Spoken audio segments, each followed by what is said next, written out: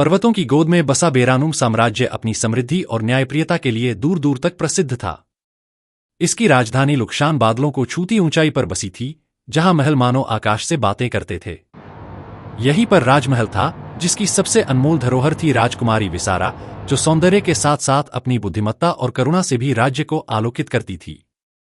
जब राजा वृद्ध हुए, उन्होंने अपनी पुत्री से कहा, पुत्री, अब समय है कि तुम अपना जीवन साथी चुनो।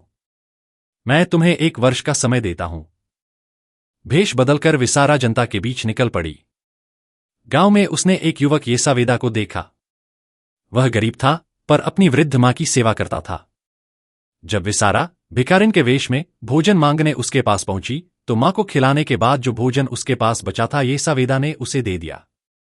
अब उसके घर में खाने के लिए कुछ नहीं था, स्वयं भूखा रहकर भी उसके चेहरे पर संतोष था। विसारा ने सोचा, यह युवक त्याग और करुणा का प्रतीक है। जाते वक्त राजकुमारी विसारा वहां कुछ फल छोड़ गई। नगर में उसने एक धनी युवक वेनश्वाक को देखा। वह गरीबों को अनाज और वस्त्र बांट रहा था। विसारा ने उससे 1000 स्वर्ण मुद्राएं मांगी, यह कहकर कि उसके बेटे की जान बचानी है। वेनश्वाक ने बिना सोचे तुरंत धन दे दिया और कहा, धन यदि किसी की मदद न कर सके तो व्यर्थ है। विसारा ने मन में कहा, यह युवक सच्चा दानी है। वापसी पर जंगल में एक गडेरिये और उसके बच्चे पर बाघ ने हमला कर दिया। तभी एक साहसी युवक मेघापार्थ कूद पड़ा। उसने निडर होकर बाघ को भगा दिया, पर स्वयं घायल हो गया। उसी समय विसारा का पैर फिसला और वह गिरकर चोटिल हो गई।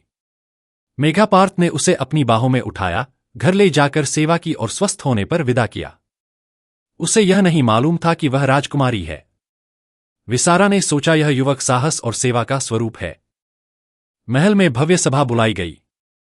तीनों युवकों को गुप्त रूप से बुलवाया गया। विसारा अपने वास्तविक स्वरूप में उनके सामने आई। अब विसारा के सामने वे तीनों युवक थे, जहां येसावेदा त्याग, वेनश्वाक दानशीलता और मेघापार्थ साहस का प्रतीक है। राजकुमारी विसारा के लिए किसी एक को चुनना आसान नहीं था, लेकिन उसने बड़ी सूझबूझ से निर्णय लिया और सभा में उसने घोषणा की, येसावेदा, तुम सेनापति बनोगे। वेनश्वाक, तुम राज्य के मुख्य व्यापार मंत्री बनोगे और मेघापार्थ, तुम मेरे जीवनसाथी और भावी राजा बनोगे। क्या तुम तीनों को यह मंजूर हैं? सभी ने खुशी खुशी हामी भरी। सभा में हर्षोल्लास छा गया।